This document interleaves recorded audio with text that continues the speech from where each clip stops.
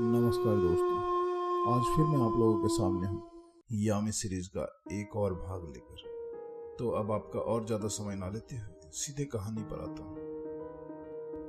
चाबियां रखकर रिया अपने कमरे में आकर लेट गई। बहुत देर तक उसकी आंखों के सामने वो बंद दरवाजा घूमता रहा, फिर वो नींद के आगोश में चली गई।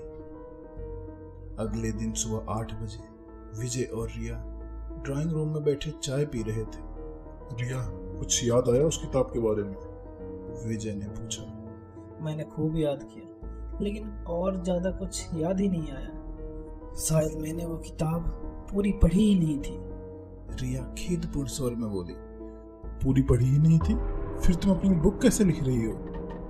अरे तो मैं क्या उस किताब को टीप कर थोड़े ही लिख रही हूँ। मैं तो बस इंस्पायर्ड हुई थी उस किताब से, एक आइडिया लिया है उससे। बाकी तो सब फ्रिक्शनल ही लिख रही हूँ। रिया चिड़चिड़ा कर बोली। सॉरी, मेरा मतलब वो नहीं था। कोई नहीं, पर अब क्या करें? विजय सोफे के हत्थे पर घूंसा मारता हुआ बोला। वही करो जो मैं किताब का जिक्र ना करती तो करते।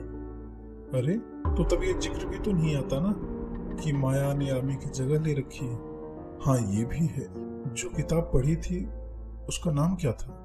विजय ने आशापूर्ण लहजे में पूछा। वो भी याद नहीं।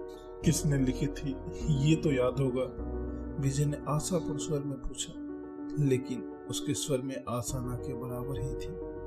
हाँ, लेखक का नाम तो पता है। क्या? हाँ, तो लेखक का नाम तो पता है मुझे।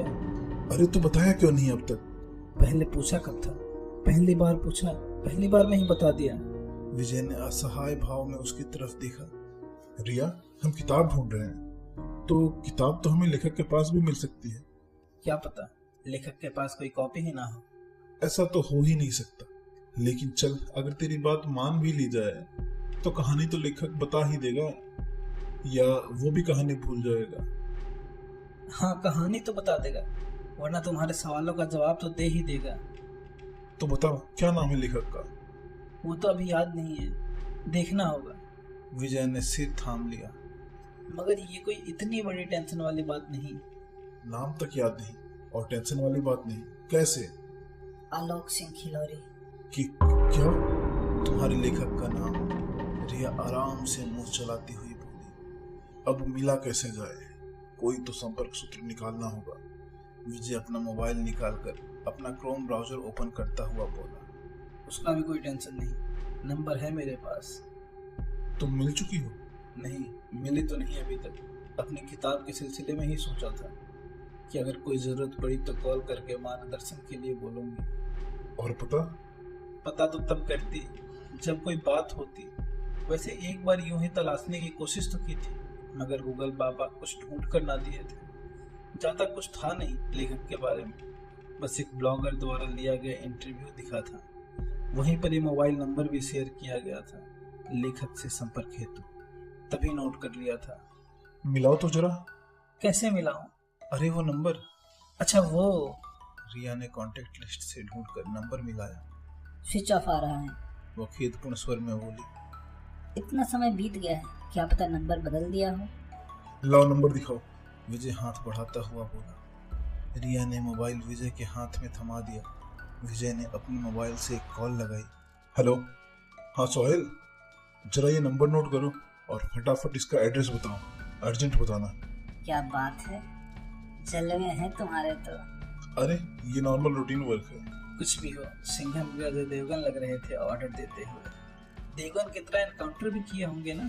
कितने किए अब तक? छोड़ो इन बातों को। छोड़ दूंगी, लेकिन पहले बताओ कितने किए? वो मचल कर बोली। 21। तुम्हें अजीब नहीं लगता किसी को मारते हुए?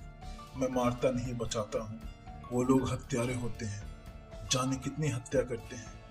मैं उन सभी संभावित हत्याओं को रोक देता हूँ। सिर्फ तर्क है जो अक्सर आदमी खुद को देने के लिए करता है। विजय अभी कुछ और कहता कि उसके मोबाइल पर मैसेज टोन बजा। उसने मोबाइल उठाकर चेक किया तो सोहेल का व्हाट्सएप मैसेज था।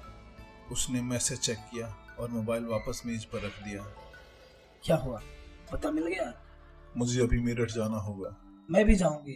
तो रूम में जाकर तैयार हो जाओ, आधे घंटे में निकलना है। पैदल जाऊं? अरे एक ब्लॉक पार करके ही तो है। चलो फिर मैं आती हूँ। विजय भी उठकर बाथरूम में घुस गया। सही 9:30 बजे थे जब विजय ने कार दामोदर कॉलोनी स्थित लेखक के घर के सामने रोकी। क्या बात है, पूरा 1 घंटा भी नहीं लगा और हम पहुंच गए। कुछ भी कहो, सड़क पर तो जबरदस्त काम हुआ है इस सरकार में। रिया कार से उतरती हुई बोली। फुर्ती दिखानी पड़ी। लेखक महोदय वकील भी हैं, कोर्ट के लिए निकल सकते हैं। विजय उतरकर गाड़ी लॉक करता हुआ बोला। विजय ने एक बार मकान का नंबर देखा और घंटी बजा दी। घंटी बजते ही ऊपर बालकनी से कुत्ते के भौंकने की आवाज आई। विजय और रिया ने ऊपर देखा तो एक कुत्ता गुर्राते हुए उन्हीं को देख रहा था। पिटबुल है, नीचे आया तो खा जाएगा। पिटबुल ह्यूमन फ्रेंडली होते हैं, इंसानों पर अटैक नहीं करते। जर्मन शेफर्ड इंसानों के प्रति खतरनाक हो सकते हैं, विजय बोला। तो फिर जाओ, गेट खोलकर अंदर घुसकर चेक करके आओ कि फ्रेंडली है या नहीं। अब ऐसे घुसूंगा तो काटेगा ही। तो फिर कद्दू का फ्रेंडली हुआ। तभी अंदर से लोअर टी शर्ट पहने एक व्यक्ति आया और थोड़ा सा गेट खोलकर उनकी तरफ प्रश्नसूचक निगाहों से देखा।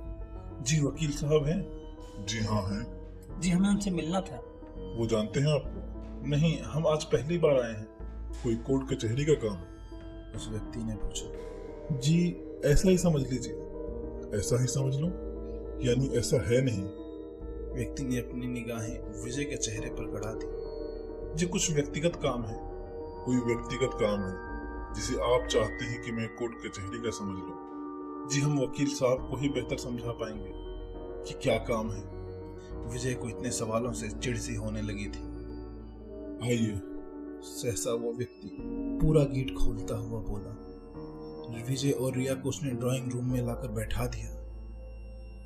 क्या लेंगे आप लोग, चाय या कॉफी? नहीं, इसकी कोई जरूरत नहीं। नहीं नहीं, कोई औपचारिकता नहीं। बताइए, चाय लेंगे या कॉफी? कॉफी ले लेंगे। तो व्यक्ति अंदर चला गया। 10 मिनट बाद मेड एक ट्रे में 3 कप चाय और बिस्किट नमकीन लेकर आई और सेंटर टेबल पे रख गई। जब चाय ही लानी थी तो पूछने की क्या जरूरत थी? विजय ने रिया की तरफ देखा। अभी रिया कुछ कहती कि वही व्यक्ति आया और उनके पास बैठकर चाय का एक कप उठा लिया। विजय ने उसकी तरफ देखा। जी मैं ही हूँ, आलोक सिंह एडवोकेट। अब आराम से समझाइए अपना वो व्यक्तिगत काम जिसे आप चाहते हैं मैं कोर्ट कचहरी का समझूं। विजय हक्का बक्का सा उसकी तरफ देखता रह गया। लेखक इत्मीनान से उत्तर की प्रतीक्षा करता रहा। नमस्कार सर, मैं एसीपी विजय परिहार हूँ। सर मैं आपके पास बहुत खास काम से आया हूँ। विजय हाथ जोड़कर अभिवादन करता हुआ बोला।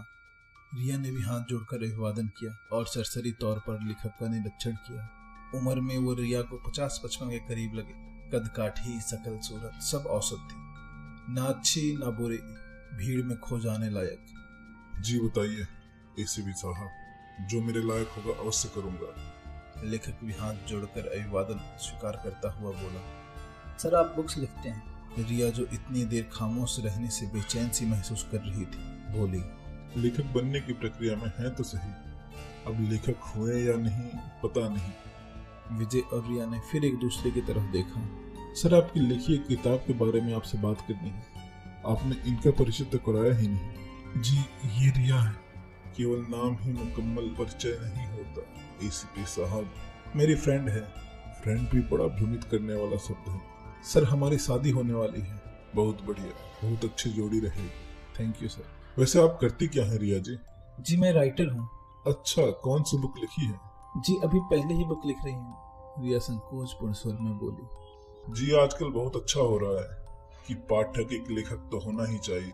सर मैं कह रहा था कि आपने एक किताब लिखी थी यामी, मुझे उसकी एक कॉपी मिल सकती है? विजय व्यर्थ की बातों से खींच कर बोला। यामी? लेखक ने नई दिलचस्पी से विजय की तरफ देखा। भाई 20 साल पहले लिखी थी, मेरी पहली किताब थी। किसी पब्लिशर ने नए लेखक को छापने में कोई दिलचस्पी नहीं दिखाई तो छपास का सुख पाने के लिए खुद ही सेल्फ पब्लिश कराई। 10 कॉपी मुझे मिली थी, बाकी तो किसी ने खरीदी ही नहीं। कोई खरीदता भी कैसे? एक तो लेखक की पहली किताब, उस पर पब्लिशर ने किताब का रेट बाजार से 3 गुना रख दिया था। उस वक्त आज के जैसे कुकुरमुत्ते की तरह हर गली नुक्कड़ में सेल्फ पब्लिशर तो थे नहीं। तो भैया एक तो 3 गुने रेट, ऊपर से कुल जमा 10 ऑर्थर कॉपी थी जो मैंने अपने यार दोस्तों में बांटकर जबरन अपनी तारीफ करवा ली थी। और ये बात तो 20 साल पुरानी है। अब कहाँ किसी के पास कोई कॉपी धरी होगी। सर आपके पास तो एक कॉपी पड़ी ही होगी, विजय आशापूर्ण स्वर में बोला। नहीं एसपी साहब, वो भी नहीं है, सब यार दोस्त उठा ले गए, लेखक ने खेदपूर्ण स्वर में कहा। संपूर्ण वार्तालाप में आज रिया आश्चर्यजनक रूप से काफी हद तक कम बोल रही थी। सर क्या कोई तरकीब हो सकती है जिससे वो किताब हमें मिल सके? आपको उस किताब में इतनी दिलचस्पी क्यों है? सर वो किताब मेरे लिए जीवन मृत्यु का प्रश्न है। लेखक के साथ साथ रिया ने भी उसके चेहरे की तरफ देखा। तुम बचपन में कभी सीतापुर रहे थे? लेखक ने आशंकित स्वर में पूछा। विजय चौंक कर लेखक की तरफ देखा। तुम्हारा भाव बता रहा है कि तुम रहे थे। सर आपने यामी किताब किस आधार पर लिखी थी? बताऊंगा, पर पहले जो भी तुम्हारे साथ हुआ सब कुछ साफ साफ बताओ। लेखक आराम से सोफे पर पीछे को टिक कर बैठता हुआ बोला। सर क्या मैं ये बात किसी से शेयर कर सकता हूँ? कुछ गड़बड़ तो नहीं होगी? वो कुछ करेगी तो नहीं? अगर उसे तुम्हें रोकना होता तो तुम यहाँ ना होते और फिर मैं भी यहाँ ना बैठा होता। हमारी तुम्हारी हैसियत उसके सामने मक्खी मच्छर बराबर है, उसे कोई फर्क नहीं पड़ता, भले ही हम उसे रोकने के लिए पूरी आर्मी ही लेकर क्यों ना पहुंच जाएं। सर आप इतना कुछ कैसे जानते हैं? मेरे पिता भी न्यायिक अधिकारी रहे हैं।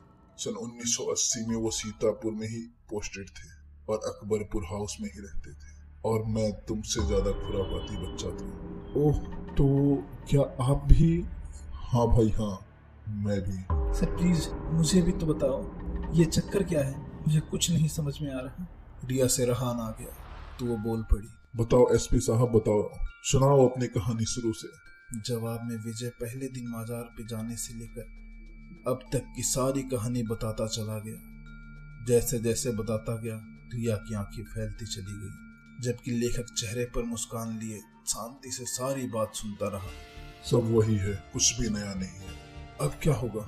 लेकिन आप तो आगे का भी जानते होंगे ना, आपने किताब में कोई एंड भी तो लिखा होगा। लिखा तो है, पर उससे कोई फायदा नहीं।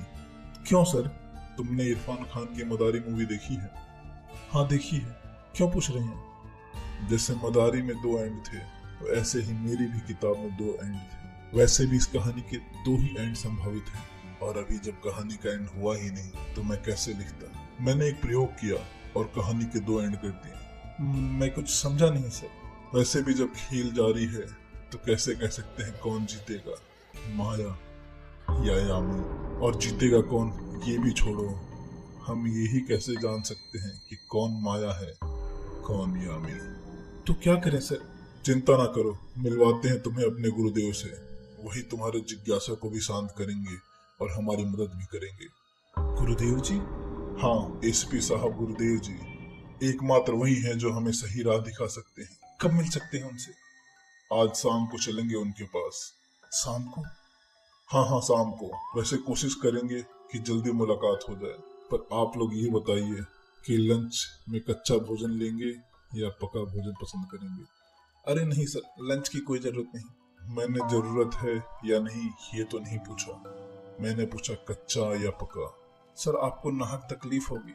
हाँ वो तो होगी ही, पर कुल 4 प्राणी हैं, मात्र 7 फुल्कों से काम हो जाता। अब अलग से सब प्रबंध करना होगा तो थोड़ी तकलीफ तो होगी ही, लेकिन मेहमान घर आए तो भोजन तो कराएंगे ही।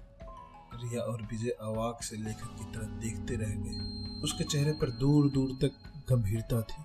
क्या हुआ? मैंने औपचारिक झूठ ना बोलकर सत्य बोला तो झटका लगा। आपकी गलती नहीं, हम सब झूठ सुनने के आदी हो चुके हैं। खैर बताइए, कच्चा भोजन लेंगे या पका? कच्चा लेंगे सर, बस साथ में खीर या और कोई मीठी चीज करा लीजिएगा।